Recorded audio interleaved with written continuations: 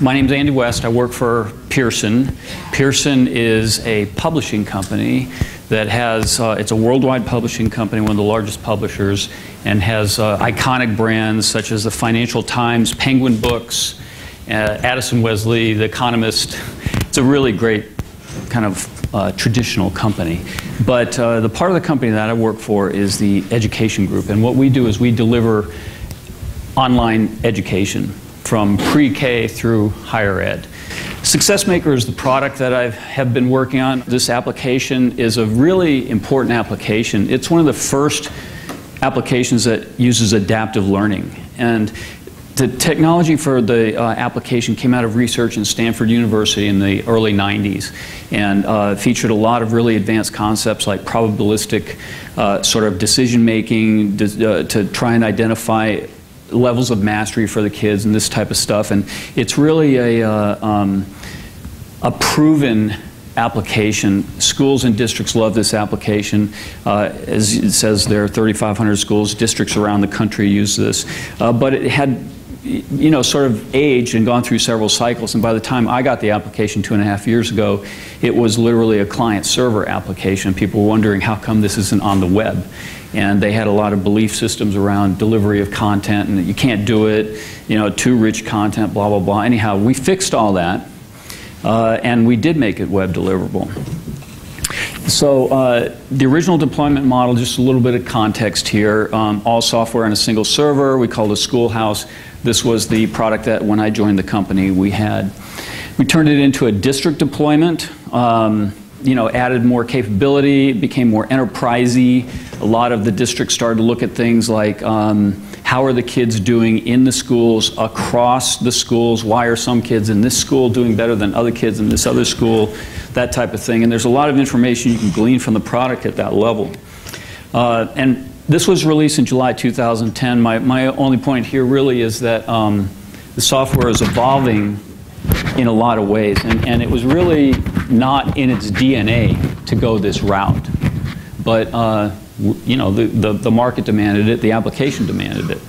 So there were a lot of permutations we started to hear from the field. There were districts who went, you know, they want to control everything. They have data center guys who just, you know, they're building their kingdoms, they want it.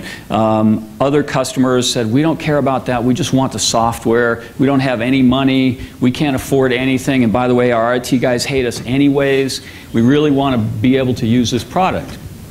So there was a lot of concern and, you know, this type of thing, just a whole boatload of questions. Now, when I joined, my natural inclination was, we got to get this thing in the cloud. This is going to help everybody. And the technology people in the company, the business people agreed with me, so we started down the path of trying to figure this out. And we all started with original sort of ideas. Let's try it, you know. And so we spun up. I actually signed up for the free RightScale account and logged in and, you know, got a server going, and it was this kind of thing. You know, you immediately feel like you can rule the world. If you've ever been through the pain, we were talking about this at dinner last night, if you've been through the pain of trying to get provisioning, trying to get a server up, trying to get software on it, you know, first time you use Amazon, you just go, oh my goodness, this is incredible, right? But then reality starts to set in, and there's a lot of questions that come up. Wait a minute, how am I really going to manage this? You know, because if I'm the guy turning these servers on, does that mean I'm going to be the guy getting the calls about them not working, and so on and so forth? And as developers, you know, that's where you don't want to be. So once the first app is up, you know, not just WordPress, this is where you go. We had this going a year ago in January, and that's where we started. Now, the business people, when they started to get wind of this, all of a sudden, I just wanted to bring into the fact that the cloud is cool, but there's a lot of things, non-technical things that have an effect on what you do. So for us it was like, hey, wait a minute, you know, we're entirely used to selling this perpetual license model. It's an installed model. What does this mean? You know, our competitors are doing these cloud-based things. They're doing hosted solutions, and, you know, there's just tons of questions that come up, a lot of fear, a lot of uncertainty. One of the things that happens is just tremendous confusion. You know, half of our sales team was excited about this, half of them were not. You know, they didn't know what any of this meant. Wait a minute, I can't touch the servers? What does that mean to my customers? You know, this type of thing. I wanted to give you a little bit of a flavor of the technical architecture for those of you who care about this kind of thing. We did our content servers. We were able to sort of unify. And again, what's interesting about this architecturally is I was handed this application. We had to do a lot of things to make it web deliverable, but there was one thing that we couldn't do. We couldn't make it multi-tenant. And as it turns out, that was kind of a cool thing. It made it very easy for us to just say, okay, every district gets their own deployment. And we had to figure out sizing and all that kind of stuff, and I'll talk about this. But one thing we did get automatically, of course, was the ability to share content delivery. So we had a separate content server set up with load balancers and EC2 instances. And it's just a server farm, you know, managed through a deployment, and I'll talk about this again in a second. Proxy caches in the local schools, this type of thing. We go to our regular app server. It's a very standard sort of you know, app server database thing, and it scales up from here in terms of number of users, and a fully scalable solution would look something like this. We get load balancer with app server tier, scale out horizontally, database server, scale out horizontally based on number of users. You know, very typical kind of deployment thing. For us, you know, cost is going to be a factor too. A school district that has, say, 100 licenses to use versus a school district that has 10,000 licenses, they're going to have very different kind of application footprints. So we had to talk about managing these deployments. How do we do this? They're all available to us from the RightScale environment, and you know, again, I come at this from an application standpoint. You know, I'm not an IT guy, I'm a developer type. So for me, I wanted to be able to, I knew what we had to do. Our operations team was just learning this stuff. They were very interested in this stuff.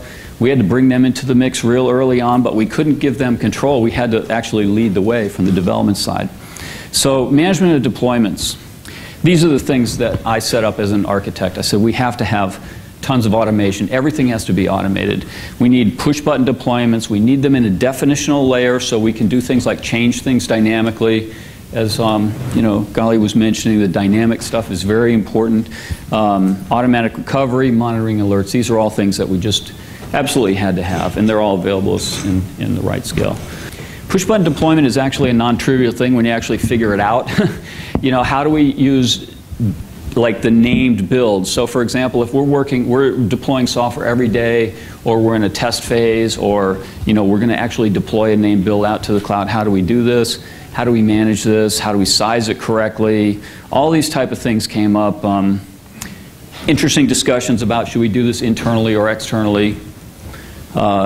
There's lots of different configurations, as I mentioned. How do we manage it? We considered rolling our own, which is, you know, going to be a lot of guys writing scripts that are fragile and this type of stuff. We looked at Scalar, RightScale, Amazon, and Rackspace. This was about 1.5 years ago when we really started looking at these things. And you know, RightScale for us, I had a senior developer working for me.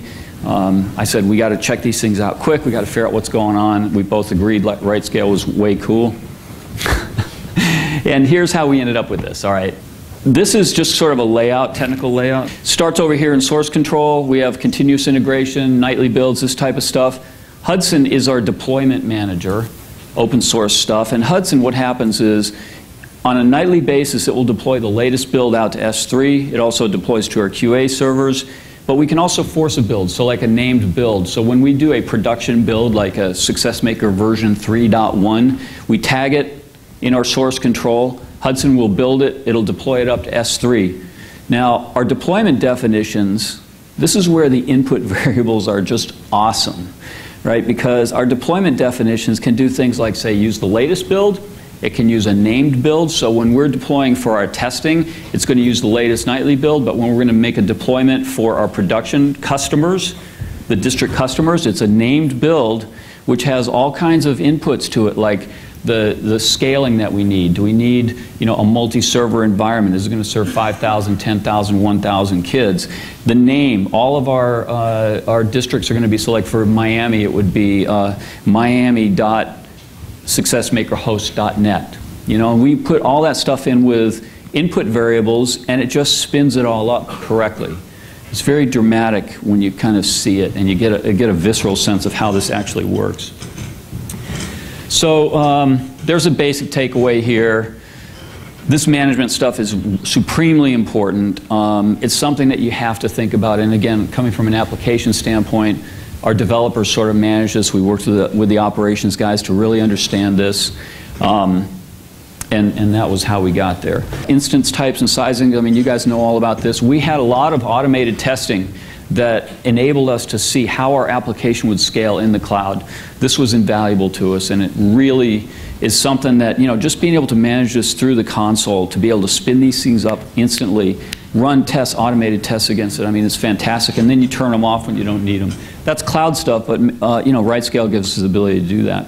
Developer usage is really a fascinating kind of concept, because once the developer sort of understands he can self-serve himself in this, there's they fall into two camps.